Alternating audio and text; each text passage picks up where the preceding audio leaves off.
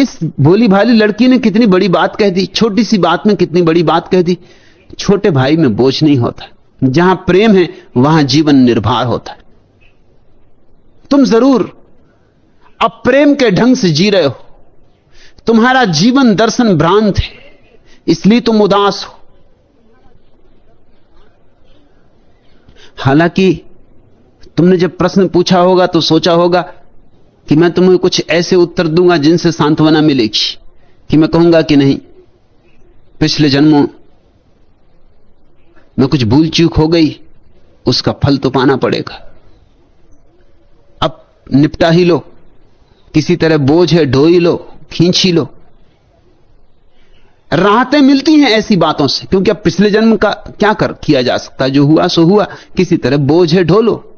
मैं तुमसे ये नहीं कहता कि पिछले जन्म की भूल है जिसका तुम फल अब भोग रहे हो, अभी तुम कहीं भूल कर रहे हो, अभी तुम्हारे जीवन के दृष्टिकोण में कहीं भूल है। पिछले जन्मों पर टाल के हमने खूब तरकीबें निकाल ली। असल में पिछले जन्म पर टाल दो तो फिर करने को कुछ बचता नहीं, फिर तुम जैसे हो सो हो।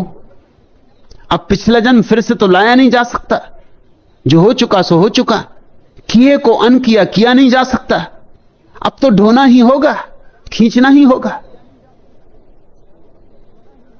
उदास रहना ही होगा। नहीं, उदास रहने की कोई भी जरूरत नहीं, कोई अनिवार्यता नहीं।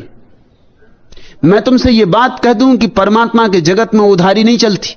पिछले जन्म में कुछ गलती की होगी, पिछले जन्म में भोग ली होगी। परमात्मा कल के लिए हिसाब नहीं रखता, वो ऐसा नहीं कि आज नगद कल उधार। नगद ही नगद है, आज भी नगद और कल भी नगद। आग में हाथ डालोगे अभी जलेगा कि अगले जन्म में जलेगा?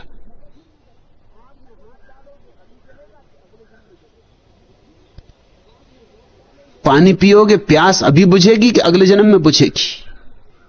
इतनी देर नहीं लगती प्यास के बुझने में, ना हाथ के जलने में। मेरे देखे, जब भी तुम शुभ करते हो तत्क्षण तुम पर आनंद की वर्षा हो जाती, तत्क्षण, देर अबेर नहीं होती। तुमने कहावत सुनी है कि उसके जगत में देर है अंधेर नहीं। मैं तुमसे कहता हूं कि देर हुई तो अंधेर हो जाएगा। न देर है न अंधेर है, सब नगद है। तुम जरा फिर से पुनर्विचार करो, अपनी जीवन शैली को थोड़ा जांचो। अब जो आदमी ये मान रहा है कि घर गृहस्थी पाप है, वो घर गृहस्थी में रह के कैसे प्रसन्न हो सकता है? कहो मुझे, कहो कैसे प्रसन्न होगा? जो आदमी मानता है कि ये पाप है, कब इससे छुटकारा होगा? ये पत्नी, ये बच्चे, ये घर, ये संसार, कब आएगी वो सौभाग्य की घड़ी कि चला जाऊंगा हिमालय की किसी गुफा में और बैठूंगा, सब छोड़ छाड़ के संसार का माया मोह। जो आदमी ऐसा मान रहा है, और ऐसे ही आदमी मान रहे हैं इस देश में, तो हर आदमी ऐसा मान रहा है।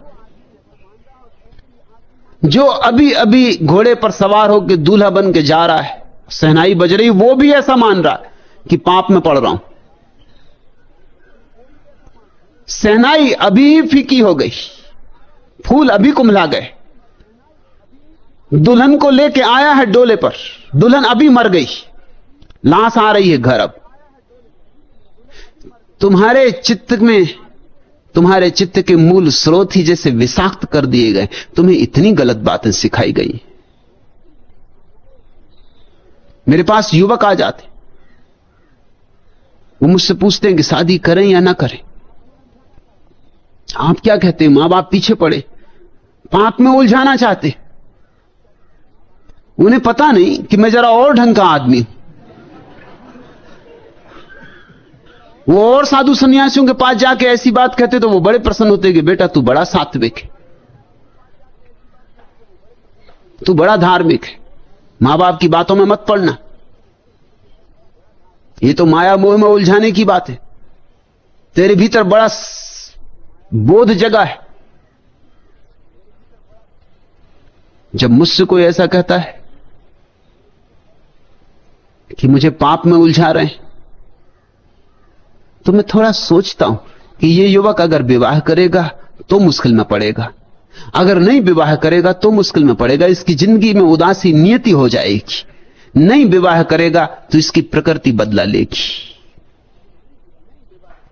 इसके जीवन की सहज आकांक्षाएं अतृप्त रह जाएंगी, तो चित्त खिन्न रहेगा, दबाएगा वासनाओं को, वे उभर उभर के आएंगी, तो जीवन एक अंतः संघर्ष हो जाएगा, एक आत्मिक कलह हो जाएगी। ये 24 घंटे अपने से लड़ेगा, और जो अपने से लड़ रहा है वह प्रसन्न नहीं हो सकता। उसकी ऊर्जा तो लड़ाई में ही क्षीण हो जाती, उसकी ऊर्जा फूल बनने को बचती ही नहीं, उसके भीतर कभी सहस्त्रार नहीं खिलता, नहीं खिल सकता। और अगर ये विवाह कर लेगा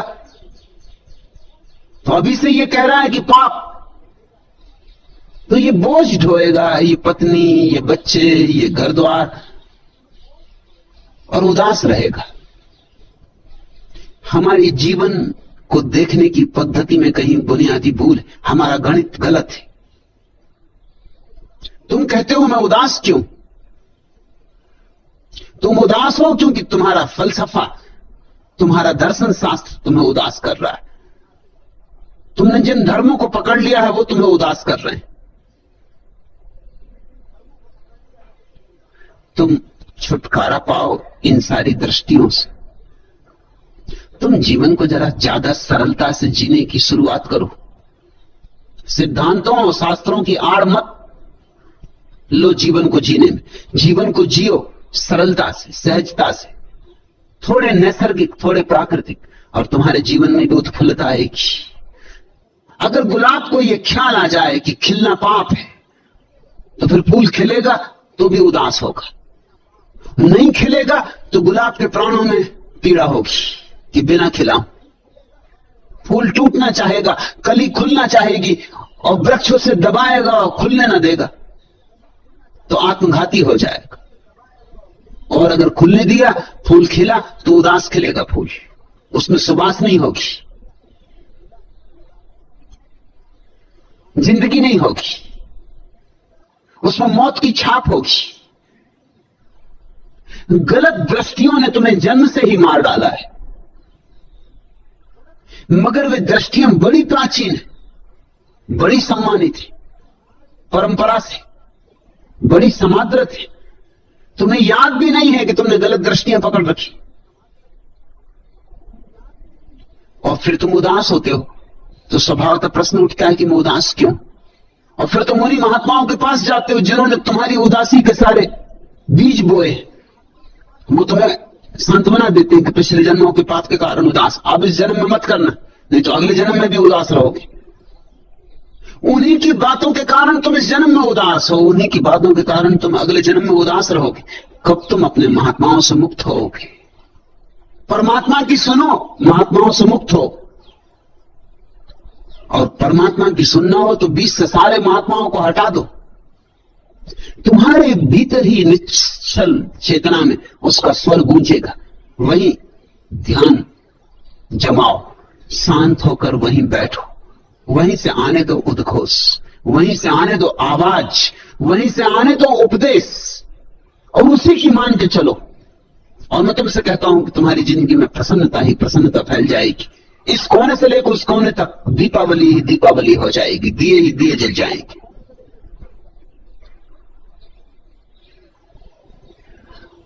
कहते हो तुम ऐसे तो सब है, सुख सुविधा, फिर भी उदासी है कि घटती नहीं वरन बढ़ती बढ़ती ही जाती। सुख सुविधा से कोई संबंध नहीं आनंद का। कभी कभी जिनके पास कोई सुख सुविधा नहीं वे भी आनंदित मिल जाएंगे। कोई अनिवार्य संबंध नहीं कि तुम्हारे पास धन है इसलिए तुम सुखी होना चाहिए। सुख तो एक कला है, प्रसन्नता एक कला है, एक राज। जिसको आता है उसके पास धन ना हो तो भी प्रसन्न होता है, और धन हो तो निश्चित ही होता है।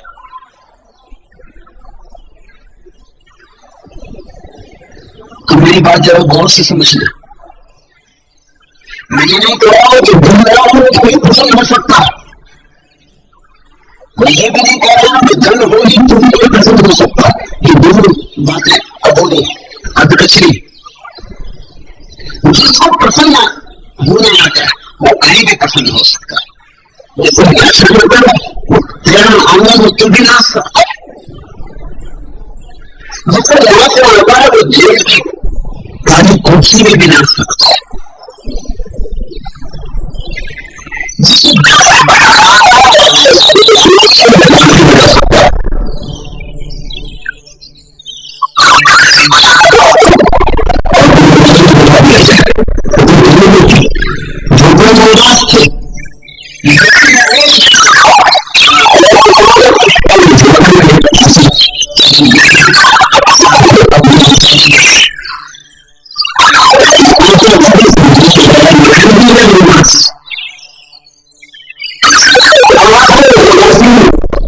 प्रसन्नता का कोई संबंध नहीं,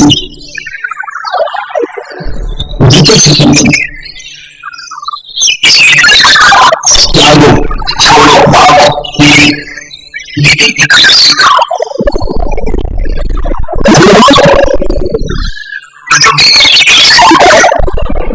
का सदुपयोग करिए।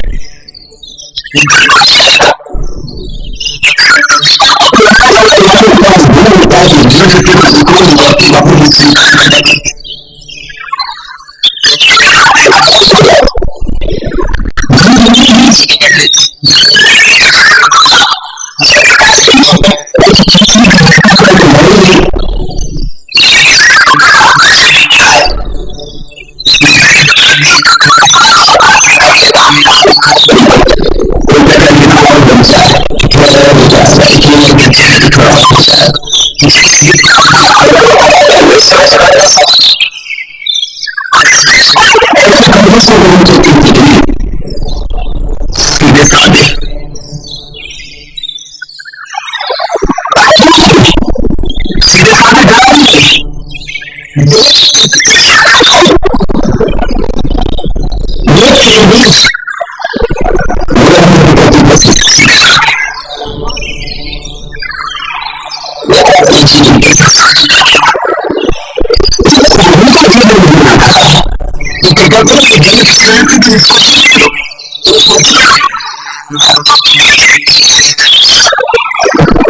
साधु का जीवन जीवन इस प्रयोग में मूलता को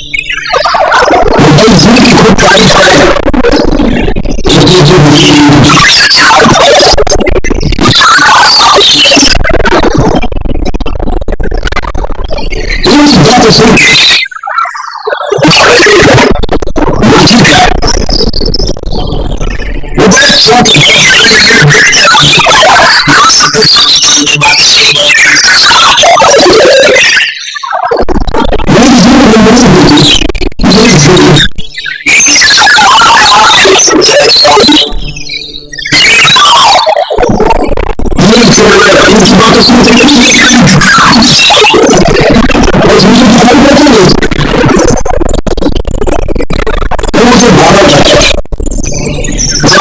है जब हम चलने लगे